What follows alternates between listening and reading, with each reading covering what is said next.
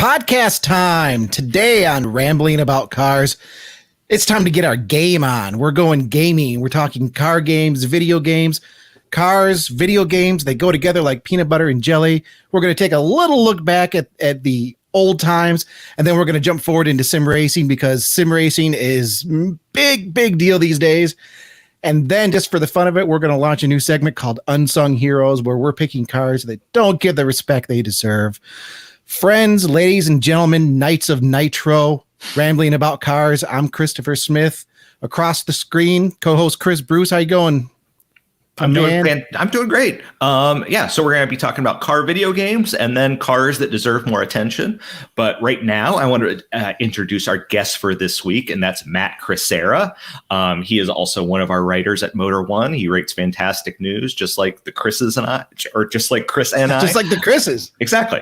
So Matt, thanks for being on the show. And since you are our first guest since John Neff, you have to go through our questionnaire. So before you do that, do you have anything you want to say? No, just thanks for having me on, guys. This will be fun. Sure.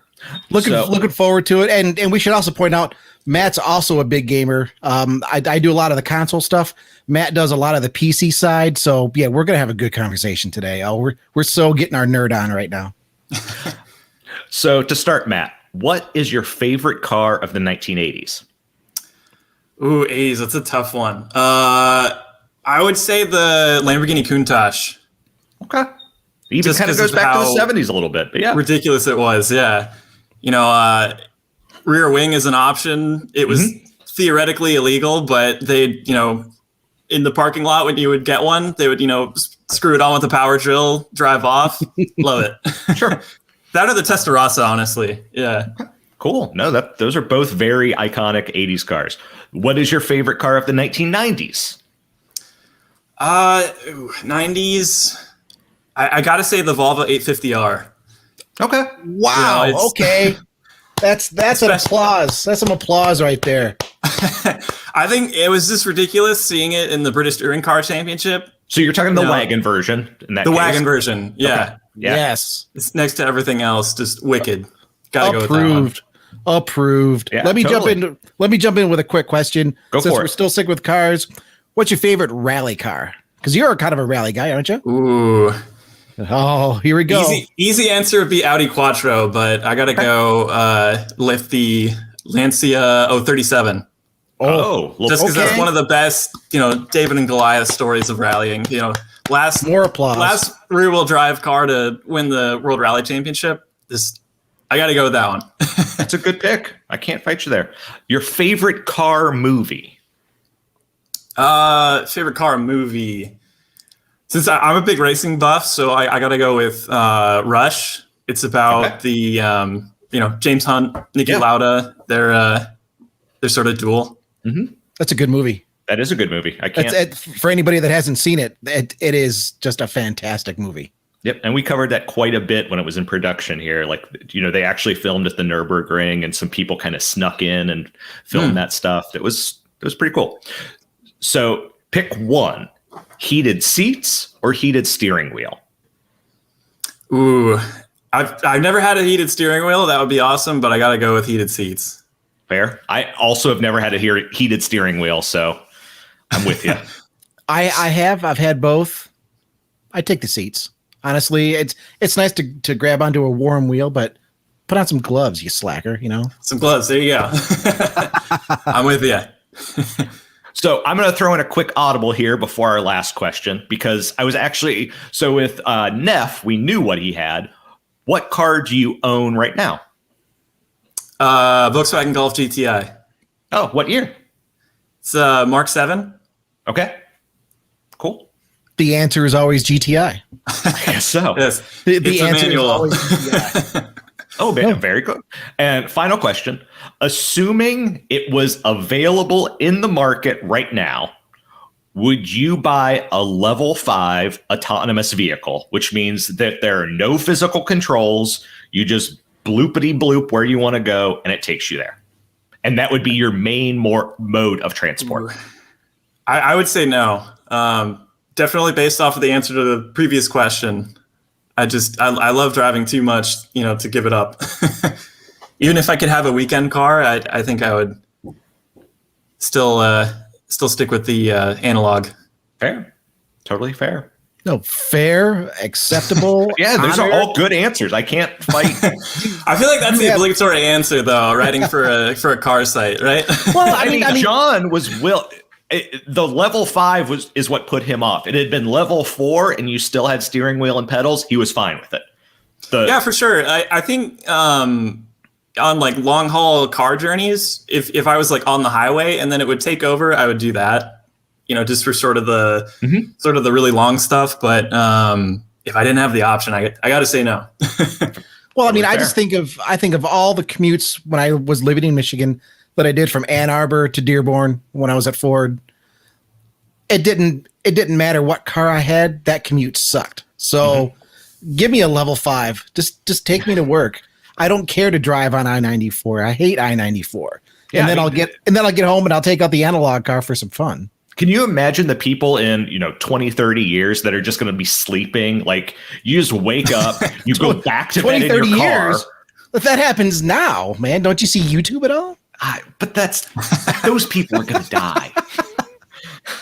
Well, you didn't say that part. That's true. We got some games to talk about. We do have some games to talk about. So this all started, we were talking about sim racing because Matt, you and Chris are both way more into sim racing.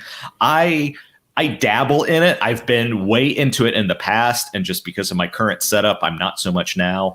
So that's kind of what we wanted to talk about. But the thing is, when you talk about sim racing, you kind of want to talk about where it came from. And the interesting thing is that sim racing is a bit more modern than you think, because the computing power didn't exist for, a lot of the 80s, really. It's kind of the very late 80s that you get your first sim racers. But before that, in the arcade, you kind of got things that weren't quite there. So you got your pole positions. You guys play pole position? Oh, not only did I play pole position, I've got to let me bring this up here. Pole position, I mean, that goes back to what? We're talking, I believe that's an 86, but I will look it up while you're talking about it. No, actually I think it was earlier. Yeah, according to this, 1982. No way. And here's the thing with pole position. You're right, 82. I mean, we're looking at this here. For those listening, if you get us on YouTube, you can see what we're talking about here. Not only was pole position just kind of this cool game with, a Formula One car, they had actual tracks. I mean, this is Fuji Speedway. Actual track. There was an actual track. The sequel, I believe, had additional The sequel tracks. is where they started adding more tracks. And I mean, this is early 80s. The graphics aren't the greatest. There's no way you could tell you were on Fuji Speedway. But hey, you've got the big straight, then you've got the big corner down here at the end. I mean, I remember because I'm sadly old enough to remember when I would go on family vacations and we stopped at like truck stops or wherever, I had to go look for this game to see if it was there, because it was the stand-up arcade box with the wheel, the gas, and the brake. And if it was there, I was playing it. I had to play it. I mean, in my opinion, this is where it all begins. Pole position, early 1980s. Everything that we're doing right now, whether it's Gran Turismo or Forza on consoles, whether it's iRacing, all the virtual stuff, the virtual races that are being done right now, this is where it all begins right here. And that's a good point, because the other thing is that, like I said, I thought this was much later. 82, your standard home computer could do nothing like this. Like, maybe if you were a Steve Jobs, something like that, you could. But for the average person, the average home computer, I mean, at that point, your Atari 2600, the Nintendo Entertainment System its soft launch was in 85, its real launch was in 86. So 82, that kind of is your sim racing, because there is nothing else. Well, and I mean, obviously, you're not networked together. No, I'm trying to remember. I don't think there was ever a pole position sequel where you could race against another live person, like you got with like Daytona USA and those other cabinets, you know? So as far as I believe there was, but it was much later. Namco did another Formula One game. Like they kind of kept iterating on it, but I want to say it was in the 90s, like very early 90s before you could do that. Like it was a while.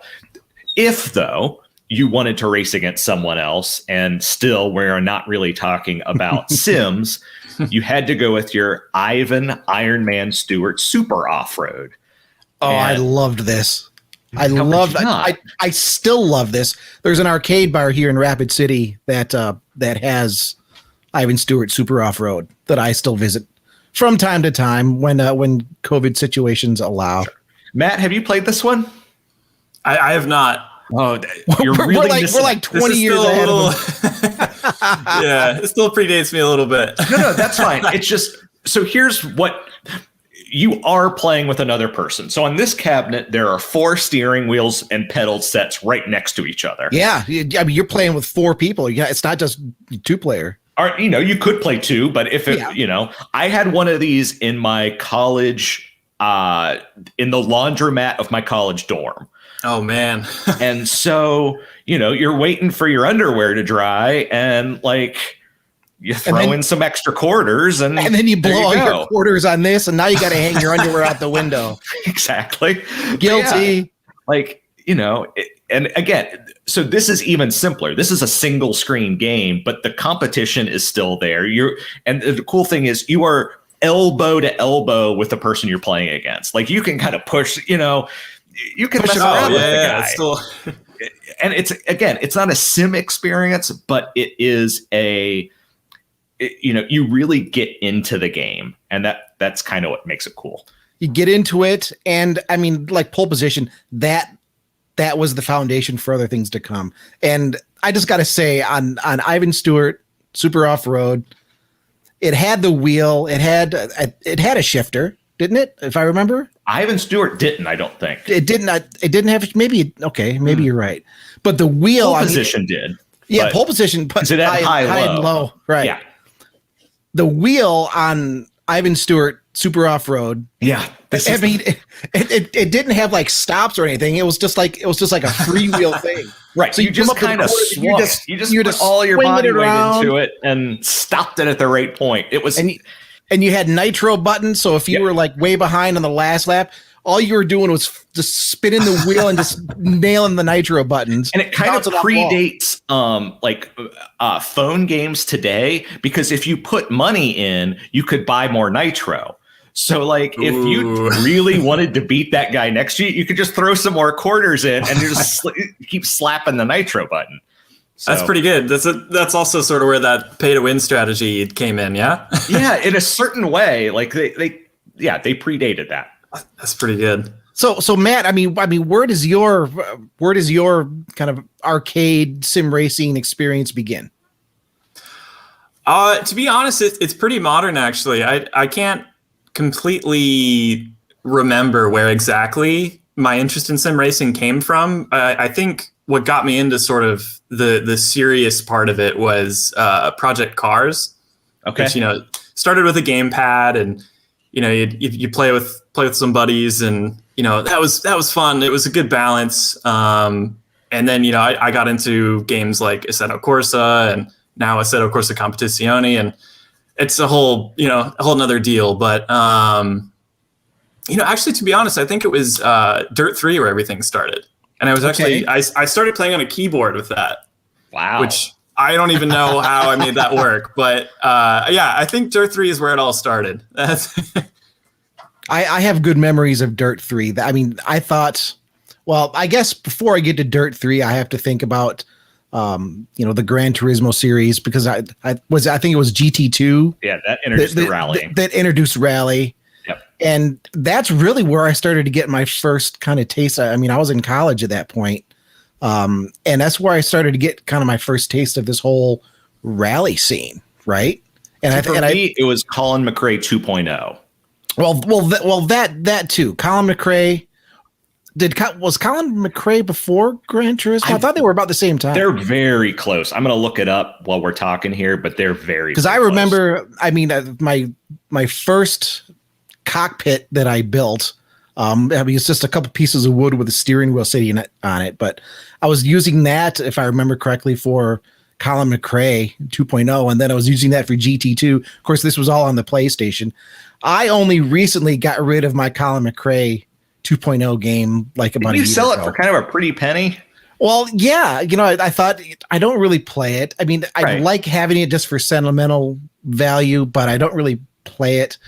And I was looking on eBay, and I mean, that's a popular game, and there's a following. So, what did I get? I think like $40 or so for it. So I just looked it up. Colin McRae 2.0 came out in 2000. And, it was 2000. Yeah, 2000. And Gran Turismo 2 came out in 99 in Japan, but 2000 in the US. Okay, so they were kind of right there. Yeah, they're right there. That really introduced me to Rally, because I didn't really know that much about Rally up to that point. Basically the same way. That's kind of the game that did it for me. And I think a lot of people are that way, especially in the States where nobody ever really knew. It wasn't on TV. Right. I mean, nobody really knew what stage rally was. And that actually got me motivated with some friends of mine to attend back then it was part of the SCCA, the Sports Car Club of America. The first snowdrift event, was a stage rally event in snow up in Michigan.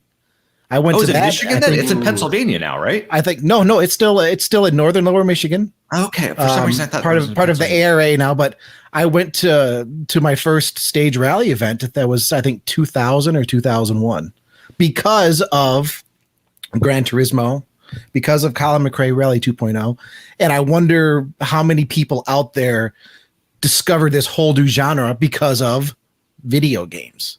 And I think that's actually happened a lot. Like, you think about in Gran Turismo, kind of the first car anyone was able to afford there was the Corolla AE86, because it was like the entry level car.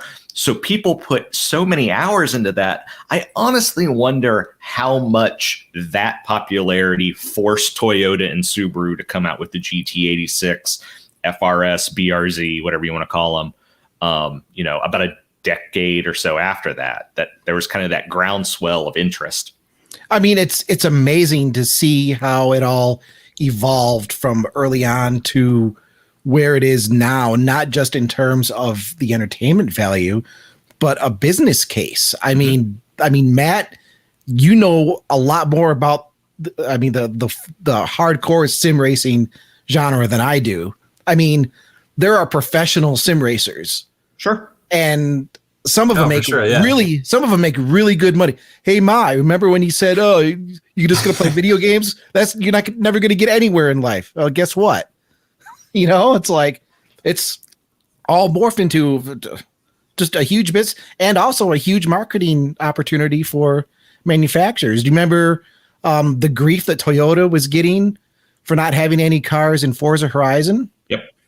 Mm-hmm. I think even at a more modern standpoint, Nissan has had their GT Academy, which has put gamers into race cars. It's a bit of a buzz phrase, but McLaren's gotten into it now with World's Fastest Gamer, and it's really pretty cool. I mean, this guy James Baldwin, who just won it, he went from playing Sims, and now he races a McLaren 720S GT3 in the British GT3 Championship with Jenson Button's team.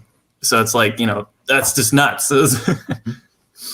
Yeah, I mean, it really is. And I'm kind of struggling for words right now because I'm still just kind of flabbergasted by the notion that games have come this far and it's at such a level of intensity really that it is right now. Matt, have you done anything with like iRacing? Yeah, I had a little stint with iRacing with, like Cup Miata and a lot of that, but I didn't get too deep into it. Cause I haven't had a chance to try iRacing yet. Listeners out there, if you can get us on Spotify, if you're listening to us on Google, Apple, YouTube, If you've done iRacing, shoot us a message. You know, we're going to revisit games here in the future. Of course. It's one of those topics where it's just way too big to talk about in a half hour. But I mean, I would love to hear and have some conversations with some of the iRacing people. I remember in my former life in marketing with a wood chipper company, I was actually contacted by somebody that was doing, you know, the professional stuff in iRacing, asking if he could model a car based on our company, because we were sponsoring a NASCAR in the what was it? Not the Xfinity series. Oh no, it was nationwide back then. Nationwide, that's right. Okay. We had a car, the Nationwides, and it was just like, okay, well, there are legit marketing opportunities here now. Sure. You know, and that's pretty awesome. And to your point, with COVID and everything, when that was sort of in its infancy, I thought it was cool how the Cup Series, well, I think, it was iRacing. They sort of came back virtually through iRacing and these virtual events that they held. And it was really cool because it brought back guys like, you know, Dale Jr., Bobby Labonte, and a whole bunch of other retired NASCAR drivers. Even Jeff Gordon at one point, which is pretty cool. And just to this day, I think it was amazing to see racing come back in that way, and just sim racing be thrown into this spotlight where everybody sees it. And I think it's still sort of in that spot. It hasn't really hasn't really faded at all since then. I mean, well, even our company, you know, Motorsport, we kind of we helped sponsor the virtual 24 Hours of Le Mans, which is very much in that, you know. Yeah, done through Motorsport Games. I mean, we're all under the same umbrella, Motor1.com, Motorsport Network, Motorsport Games.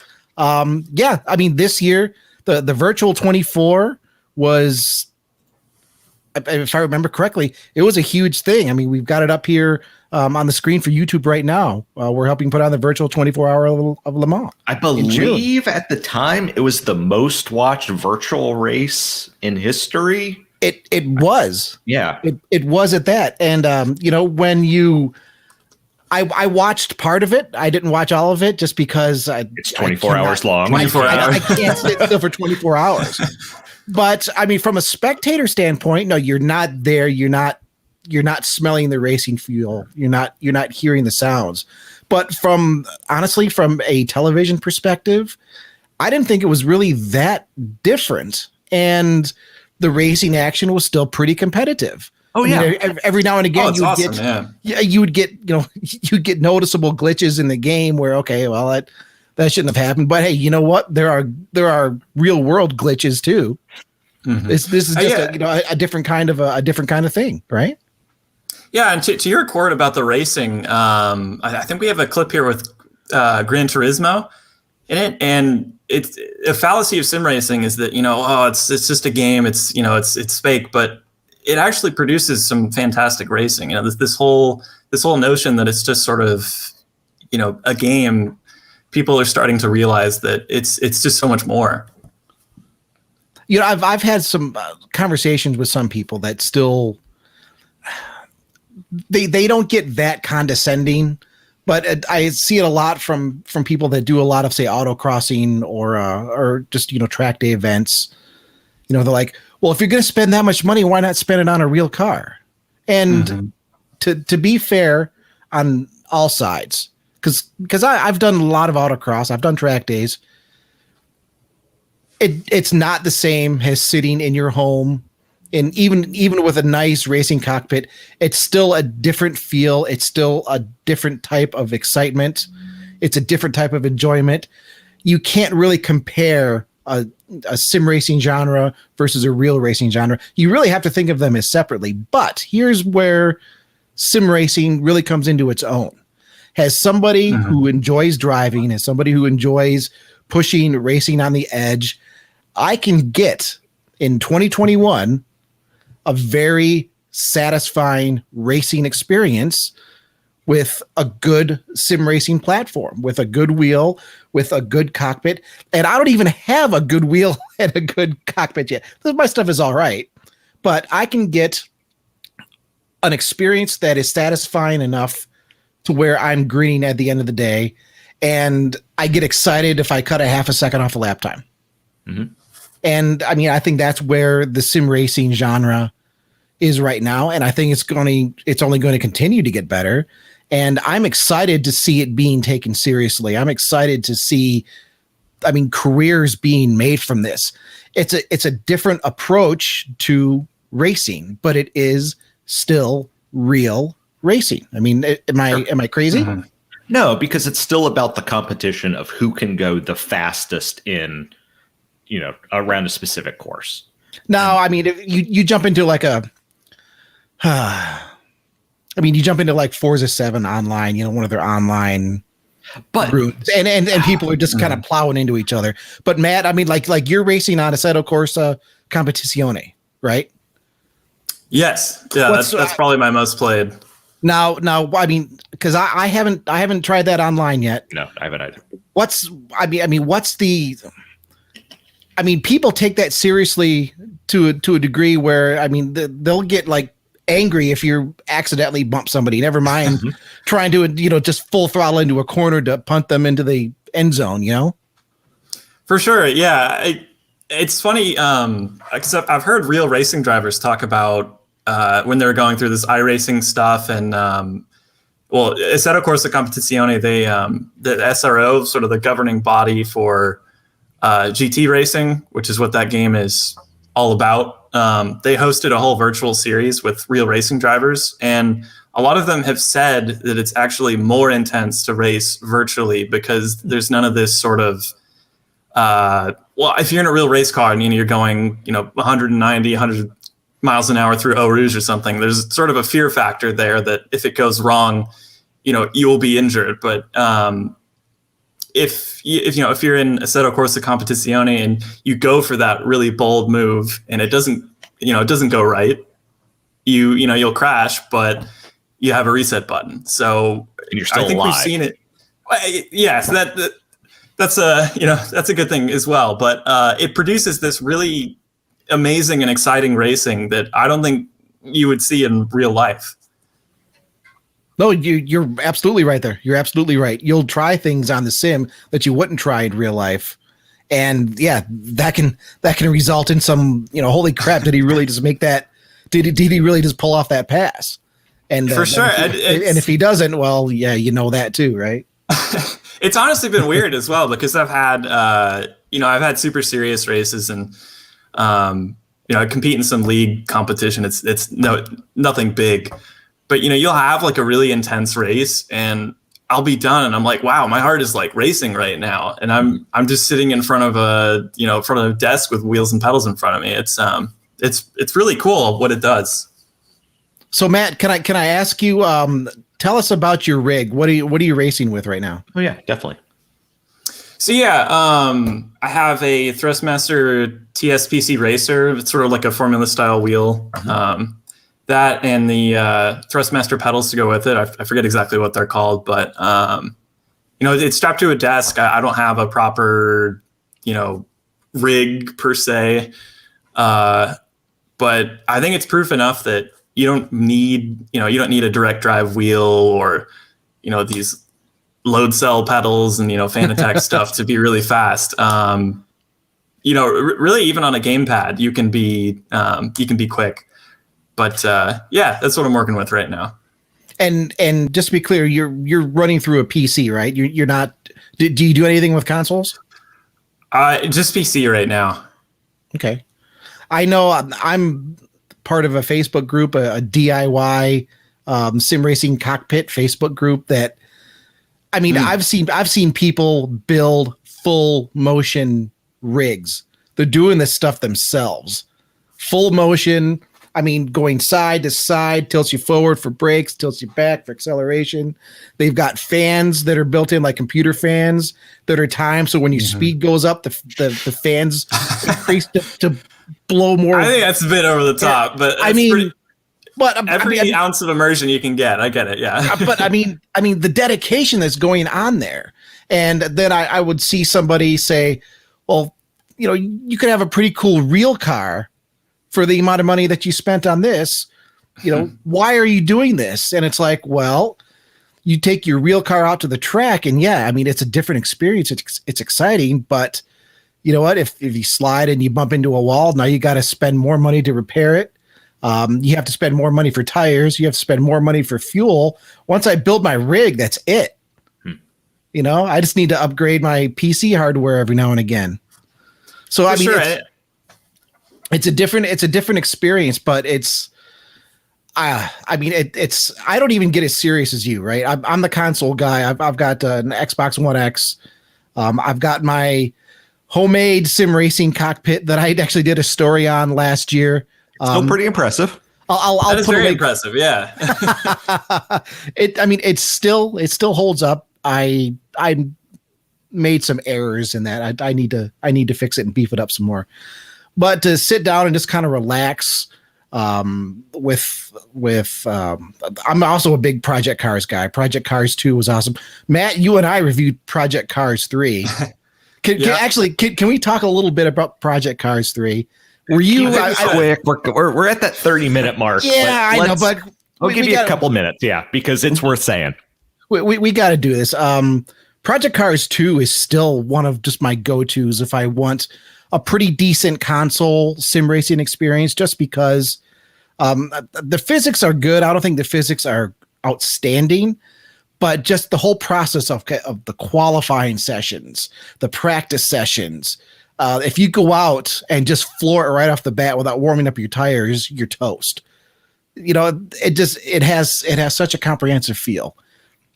And then we heard that Project Cars 3 is coming. And you and I both reviewed the game. And I know we talked about it a little bit. It's been some time. Were you as disappointed as I was? I was very disappointed. Yes. Yeah. Yeah. It's just, for people that don't know, Project Cars 2, I think, was a fantastic balance between sort of the serious sim racing game and something that's very accessible to people that are new. And that was fantastic because it was sort of a gateway game to get into, Assetto Corsa and stuff that's more serious, or you could just enjoy that. But Project Cars 3 it took a turn in the mobile direction, I think we would say. Yeah. And it did away with the pit sequences, and it was tire wear. Tire wear. All of it. It even took a downgrade sort of in graphical fidelity, which was a bit weird, but it was just disappointing in a lot of ways. Well, what's the best game that you've played recently? And by recently, I'll say in the last year or so. Ooh, the easy answer would be Assetto Corsa Competizione. But I don't know. I would say no. I would say that. I've spent probably in the thousands of hours on that game right now, and it was released in 2018. I was part of the early beta, and seeing where that game has come from 2018 to now is just incredible. Don't play it on console. Stick with PC. I did a review for Assetto Corsa Competizione for PC just as it was coming out, and I thought it was great on PC, and then I did the review when they ported it to console, and I think my catch line was lost in translation. There were bugs. The frame rates were terrible. I wanted to embrace it because it does have all of those stages of realism, but just the graphics, the frame rate, the steering wheel, the feedback. I don't think they put the same attention to detail in the console that they did for PC. So basically what I need to do is build me a PC. Right. So I can get back to Bruce, I got to ask, what car racing game are you playing right now? Dude, I still play Forza Horizon 4. It's not a sim. I know that. It's not, but it's well. Here's another thing. Here's another thing, right?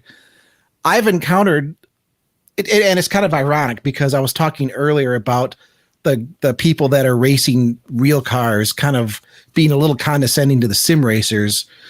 I've also encountered the sim racers kind of being condescending to to, other people that are just more casual. And it's like, at the end of the day, it's all about enjoyment. And so that's the thing. I have been the sim racer guy. I was the sim racer guy back in the day. My dad and I used to play Grand Prix Legends together. And that game, at least at the time, now they've people have loved it and patched it and stuff like that you could play it online. But I would set a fast lap. He would set a fast lap. Like that was our version of racing together. And so I've been there, and in my modern world, I've got a computer that I use for work, but it doesn't have a good graphics card in it. I just can't play the modern sim games, but I can play Forza Horizon 4 on my Xbox One, and so I do. Well, I think it's an important thing for me to say that I think the whole PC, Assetto Corsa, or people that play serious racing games on PC, I think we often get labeled as elitist, and we don't have appreciation for people who just want to have fun on a racing game. But I think that's a beautiful thing about sim racing, that anybody can just jump into the game of their choice and enjoy it. It doesn't have to be this super serious experience. It can be really whatever you choose. Yeah, no, I think it's whatever excites you, but I also understand what I am playing is not a simulation, because I have played simulations before and I know. Sure, yeah. And it is what it is. They can both bring excitement, but I know that when I drive a WRX in Forza Horizon 4, it is not like driving it actually in the dirt or snow or whatever. Right. And let's face it, I don't think any, hardcore sim racing program game that's detailed to the nth degree is going to come out with a first gen legacy turbo anytime soon. No. And I adore that car. And I have mine in Forza Horizon 4 decked out in Colin McRae livery. And I love sitting down in my cockpit. The experience is fantastic. At the end of the day, it's about enjoyment and having fun. And when you can have a nice balance, to me, it's all sim racing, because it's simulating the act of racing. Sure. Some are more realistic. Some are more realistic than others. But yeah. And Matt, I agree with you. I think there's a lot of negativity that goes towards the PC guys, and I've talked to a lot that are just like, hey, go out and just have fun. And I've talked to a lot of console people that are like, oh, I want nothing to do with you because you have a PC. And it's like, dude, just shut up and race, man. Just shut up and game, where it's all about having fun. Exactly. I think that this is a topic we could discuss for quite a bit more. We will. Do though have something else we want to discuss today. And so I think we should kind of start transitioning towards that. One thing, though. Well, no, I know. I could take you upstairs. I could talk about video games all night. I've got a game room that I love, but we got to keep things flowing. So, unfortunately, though, I'm holding up my copy of Gran Turismo 4, the greatest racing game that was ever made. Anyways, go ahead. Yes. Unfortunately, though, you folks did not really give us any good comments about our topic last week, which was about GM engines and then about quirky GM cars. So, listeners, I'm disappointed, especially, come on, GM people. Yeah. I know you're out there, because I'm kind of a Ford guy and you give me crap all the time for it. So we should have had our inbox flooded with GM people saying, absolutely. Saying, I can't should have believe seen like people telling me a Cosworth Vega was the GM I needed to own. Yes. I didn't get that though. So I didn't get any of that. I didn't get anybody telling me that the 3800 was the best engine ever made. I didn't get anybody telling me, how could you not mention a 454 big block? Come on. I didn't get any Fiero love. Like, there was a lot missing last week. So we need to do better, week, people. Though, we need to do better. So here's what we're going to do.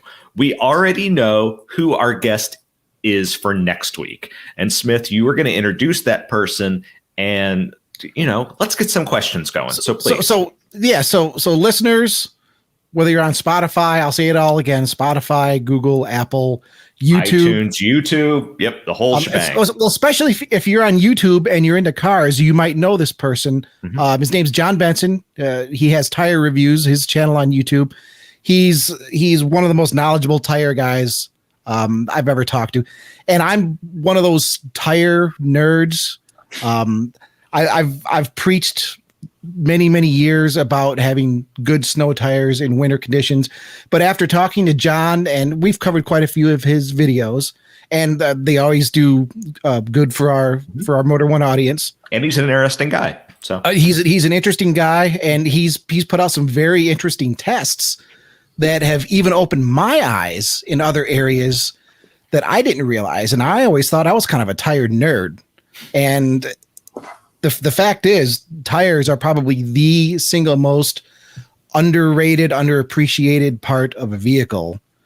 Nothing else matters if you don't have a good contact with the ground. So Next week we're gonna have John on the show. We're gonna talk tires. And listeners, if you have anything that you want to know about tires, now is your chance. Send us an email, podcast@motor1.com.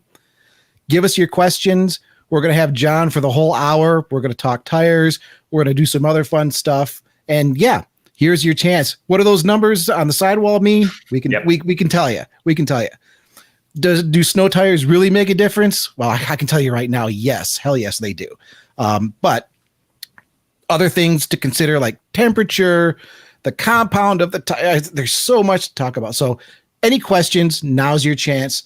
Send it over to us, podcast@motor1.com. We're going to talk to John next week, and it's going to be a great show. Yeah, please do. But now, go ahead. No. I'll just say now. Okay. It's time for some fun. It is. It's time for some fun. Yeah. So we kind of wanted to start thinking about what are the unsung heroes of the automotive world. What are cars that exist out there that don't get the respect that they need? What is the Harvey Dangerfield of cars? And I just said Harvey and I meant Rodney. And I'm sorry. I was combining regardless. What is the Rodney Dangerfield of cars? And this is something that's Unsung Heroes is going to be a recurring segment. We're going to bring this back every so often. Exactly. Because there are so many out there. And again, if you're listening and you have your own opinions on what an unsung hero is, send them in. We'll talk about them in a future episode. Right now, Bruce, me, Matt, we've all picked our own unsung heroes. We each have one for this episode. Just like last week, we didn't tell anybody what we're picking, so we don't know. These are all surprises. We don't know what the other person has, but the car that doesn't get the respect it deserves. Should we let Matt go first since Matt's the guest here? I think that seems like a good punishment. Yeah, for being Should we do that? Do you want to go first, Matt? Are you ready for this? I'll do it. Yeah. Some unsung hero action. Going. Yeah, some unsung hero action.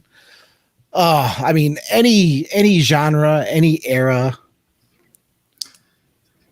So you'll see here, it's the Ferrari F50. I just thought I'd get a video going back in the background here. Unsung, really? Unsung? Maybe unsung is the wrong word for it, but I think next to the F40, it is probably one of the most hated Ferraris. Well, in comparison to that, it was rarer than the F40. It had a V12. It was sort of the original version of the AMG Project One, which is sort of like an everyday Formula One car. There was a lot of people, especially Jeremy Clarkson, who had big hate for it. He actually did a test next to he's kind of a mini. Well, yeah. Aside from that, I just think it gets a lot of hate, but it's a really awesome car, and that's all I got. But okay, so in all fairness here, what do you think your odds of are driving an F50 in your lifetime? Oh, very slim. to me, any car that costs that much can't be unsung. That is just purely my opinion. That when you are in Very that true. lofty of air, that that the handful of rich guys that are going to be able to own one, that doesn't. It's hard to call that unsung because it's a Ferrari. Is there? Okay, maybe a 412i. Like there are a handful of unsung Ferraris, but I can't. Anything with an F in front of its name, it's just hard for me to agree with you. No, I think Maybe I get that's where a bit you. of a misread, but I think I get where No. you're I'm not coming trying. from. No, it's just a disagreement. It's not that in the Ferrari world, you're right that it is unsung. It's just that it's not the way I thought of this question. Put it that way. sure, in- okay. In context, maybe that's a good way to put it, Bruce. In context, in the Ferrari world, maybe it is unsung. I understand some of the hate for it. It was Clarkson, I think, that said it wants to be an F1 car, but it's not. And well, of course it's not. You stupid. It's a road Yeah, car. I don't necessarily With two agree seats. with a lot It's- of what he's saying, to be honest. It's just ridiculous. I love the F50. I love the sound it makes. I love the way it looks. Working against it, I mean, you're following the F40. And yeah, that's the problem. Could any car live up to that? I mean, anything from Ferrari. I've heard people dump on the Enzo for the way it looks. I've heard people dump on the F50 for just how harsh and ridiculous it feels to drive, and it's just like, I mean, can anybody follow the F40? I think both of those cars, the Enzo, the F50, I think they're great. Yeah, I agree. I think part of the Formula One car for the road bit, where the engine was a stressed member of the chassis in the F50, obviously it made it extremely uncomfortable. But from what you're saying, from a looks perspective, exactly, how do you compete with the F40? So, I mean, I'll give you that a little bit. I'll give you that a little bit. Bruce, why don't you jump in here? Because I don't want to follow. I don't want to follow my choice with the F50. No, We're sticking this one to you, I knew that would be controversial. especially when you see my choice. Yeah. I might be on the same boat here. I'm curious how many F50s you could buy for the price of the car that I'm about to show you. So, I hope this is the front end and not the rear end. Let's see. Yep. Okay. The Saab 900 SPG. Oh. Can you just leave that picture up for a while? I've got others. I'm going to share others. Don't worry. So, introduced originally in 85, and at that point, it was kind of just a dressed up 900 turbo. When it really got special is 87. It got a better suspension. It got a better version of what Saab called the APC, the Advanced Performance Controller, something performance controller, and that gave it a little bit more power. And then in 90, it got a better turbo as well. So what's an F50 make? It's over 500 horse, right? In the ballpark, yeah. Yeah. So the Saab I'm talking about is $175. So not quite in the, or that's the last one. The earliest one is like 160 with just the standard 900 turbo motor. But once they kind of did all the work to them later on at 175. But yeah, so, and I have to preface this. The first car I ever owned was an 85 Saab 900, and it was the most base version. It had the 8-valve engine, no turbo, and an automatic transmission. So the slowest version of that car that you could possibly imagine. On the other end of that spectrum is the SPG, which is 16-valve engine, turbocharged. And like I said, 85, 160, they kept tweaking it. And within a few years, you're making $175. And I love that car. And not many people know about them. And they're still vaguely they're still normal guy affordable. Like on our salaries, we could afford that car. There's nothing. Oh yeah. I've been close to buying a classic 900 like that on more than one occasion. Is there a car that rocks? We just got to say this for those that aren't watching on YouTube. Is there a car that better rocks the tri-spoke wheels than a Saab 900? I don't think there is. So I don't think there is, especially that in white with a matching white tri-spokes. Look at that. And I agree with you. Unfortunately, that's the prototype version. In the production versions were only black, red, and like a charcoalish gray. They never made the white. Oh yeah, they never made the white in a production version, unfortunately. But so that's a prototype. But it's just such a good. Matt, I assume you're disagreeing with me, but to me, I'm not actually. That is me as a teenager. That was my first car when I was 16, but that was the hottest version of it. Like that's the kid with a Charger with the inline six, looking at the kid with a Charger with a Hemi and being like, I want to be that guy, because that's exactly what it is. But your base Saab still had the ignition in the center console, right? Oh yeah, of course. Yeah. I love Saabs just for that alone. The 900s, I mean, that looks good. I think the convertible looks so much better. So there's the engine. It is front wheel drive, but you'll notice that the engine is longitudinally mounted. I don't know why. Like by that time, everyone had just gone to a transversely mounted engine for a front wheel drive car, but Saab decided to be Saab, and they're like, no. It was Saab. I mean, didn't something run through like the oil pan, like part of the running gear on those cars? Not sure about that, but I know like that if you wanted, like the clutch was in front. So the timing belt, and I don't know if you can see my mouse here, is in the back. Yeah. So like if you ever want to change the timing belt, basically pull the good engine. On you. Like just pull the engine. Yeah, just pull the engine, because the timing belt is in the back rather than the front where you would expect. Everything is backwards with a Saab. It's just the way to understand things. But that's one of the reasons to love it. Yeah, hold on. I've got one last image of it, and this is the front 3/4 view of an SPG.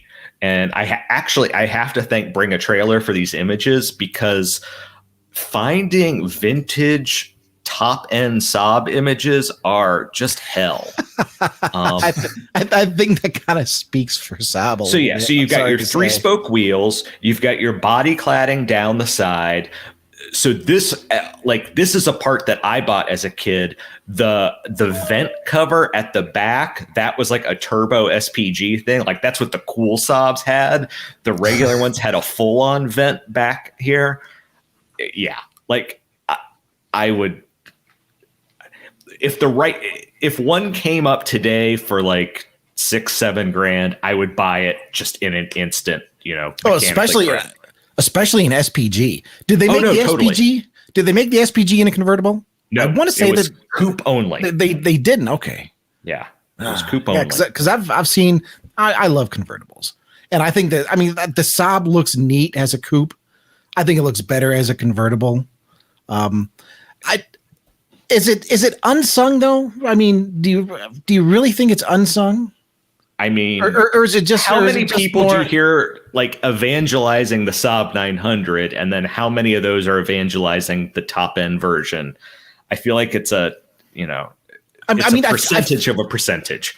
I guess I feel like it's a car that's known and appreciated. Oh God, this is going to make me sound terrible. I apologize, everybody. I feel like it's a car that's known and appreciated by people that matter. Okay. If you catch my meaning there a little bit, maybe. I mean, non-car people don't get it, but they're not going to get it. They're not going to get anything, like that car related. But there are like a non-car person's going to look at a Corvette and say, "Oh, that guy's driving a Corvette." A non-car person is going to look at someone in a Porsche and say, "Oh, that person is driving an old Porsche." If I roll up in a 90 Saab 900 SPG, the amount of people that are going to get it is such a sliver of the car-loving group that I still think it is unappreciated. I think, but on the other hand, with Saab's advertisements and television and all that, they were some of the most sort of out of there, like bombastic and creative advertisements. So for non-car people, I think if they saw those, they would be like, wow, that's a Saab. But I think car people like us, we sort of get what's behind that. Mm-hmm. So I think the other, I think it's a double. It's a double thing. Also, my mom had a Saab 9.3, and that was her favorite car until she couldn't get parts for it anymore. But I got to drive it on a handful of occasions, and it was not the best driver's car ever, but it was the best highway car I've ever driven. Because like if you just wanted to pass someone, it was super smooth, and then you press down on the throttle, the turbo spooled up, and you passed the semi, and it was not. There was no drama. There was no nothing. It was smooth as hell. It was fantastic. So I like Saabs. Basically, is what I'm saying. No, hey, I'm with you. I mean, maybe a case could be made that all Saabs are unsung heroes. Maybe. Smith, it's your turn, though. So you've got Ferrari F50 and Saab 900 SPG. You have a huge gamut at this point. You could be anywhere. Are you ready to go there? I'm ready. Are you really ready to go there? Oh, I'm ready. Not only do I think this is a tremendous unsung hero, I have a personal stake in this because I wrote a buyer's guide for this car. Is it a show? No. Okay. It is. Too. It is the Ford Mustang 2. Okay. 2. The Mustang that everybody hates, the Mustang that is cliched among journalists and bloggers who fancy themselves knowledgeable about cars, but yet have never driven a Mustang 2. Guess what? I have. They aren't that bad. Not only that, your modern Mustangs, your Shelbys, everything after this car exists because of that car. You know why? Ford sold like 1 million of those cars. So I recently found out that when my uncle met my aunt, she was driving a Mustang too. They're neat cars, but what people have done for far too long is they've taken this car out of context. And I will freely admit that I was among those people for many years early on. It's just a Pinto. Some parts are shared with a Pinto, but it's vastly Mustang. And the biggest thing here, you have to think back in context. The 1970s, you have the fuel crisis, you have emissions coming in, tastes were changing, people's needs were changing. Yes, it was a neutered muscle car. I think the highest output Mustang 2 was 140 or 150 horsepower. I'm not entirely sure on the number, but you cannot fault Ford for building a car that people wanted. And when you sell 1 million of them, if you sell 1 million cars, you're catering to an audience. Sure. Because that car sold as well as it did, it encouraged Ford to keep the Mustang going instead of dropping it altogether like they almost did in the 80s with the Probe. So once I step off my big high horse here, stop hating the Mustang 2, people. Go out and drive one before you talk about how terrible it is.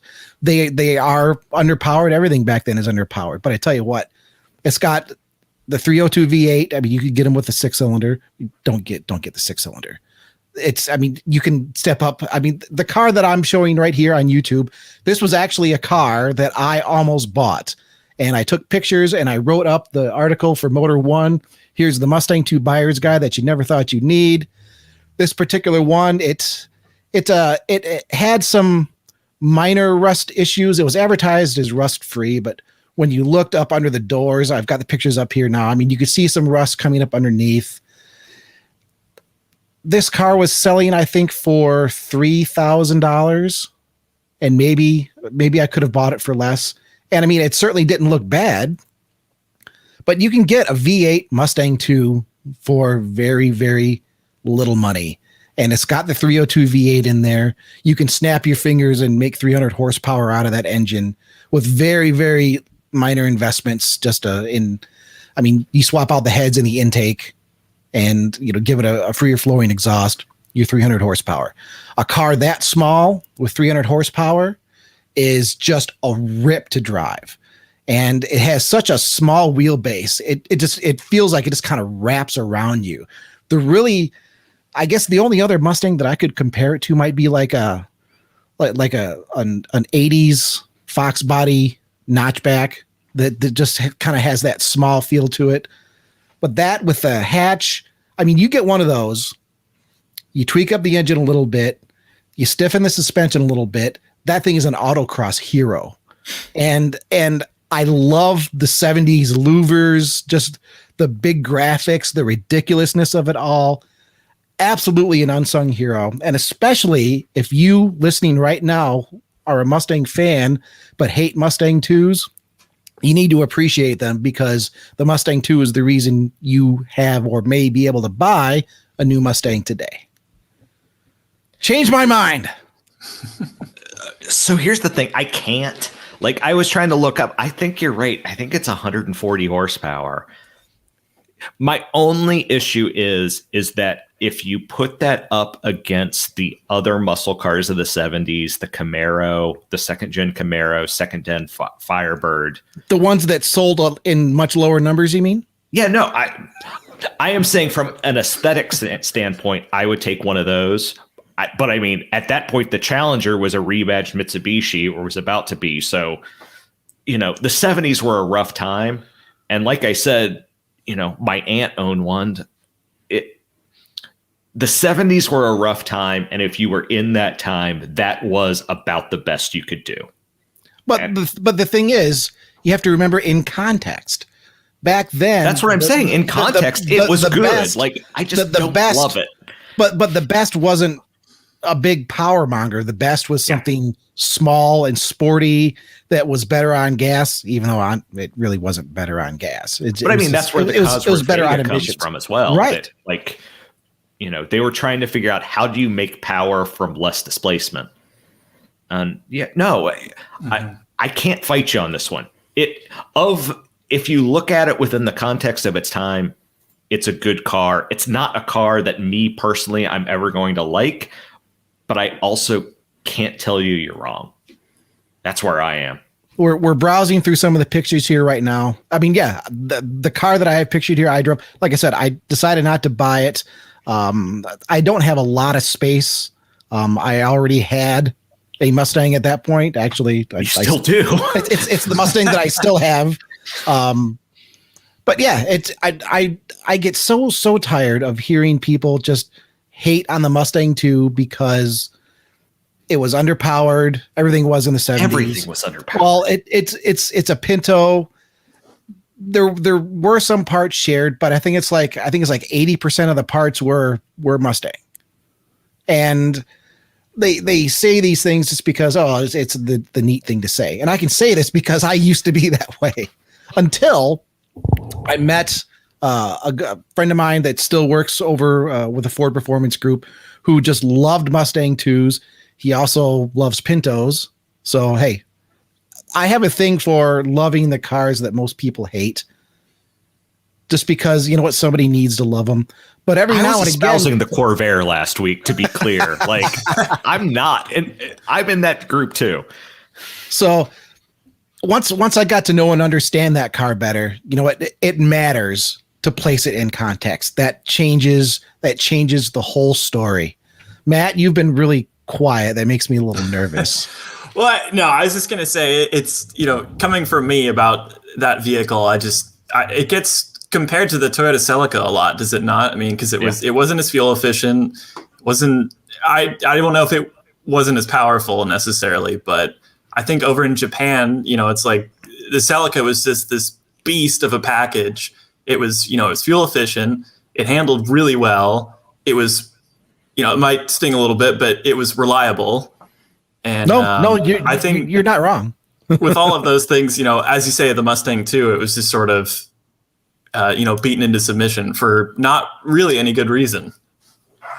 I mean, I think once you start bringing up, this is the period when Japan really started competing. You mentioned the Celica. The one that comes to my mind are the 260, 280 Zs.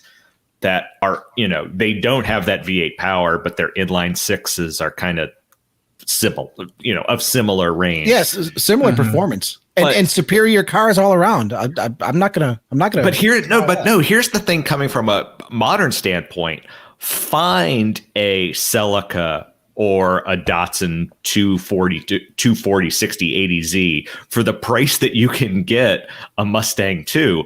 I've looked at them in my area. Mustang 2s are less than 10 grand all day, every day. Doesn't matter. In like almost mint condition. Right. Whereas those other cars, $3,000.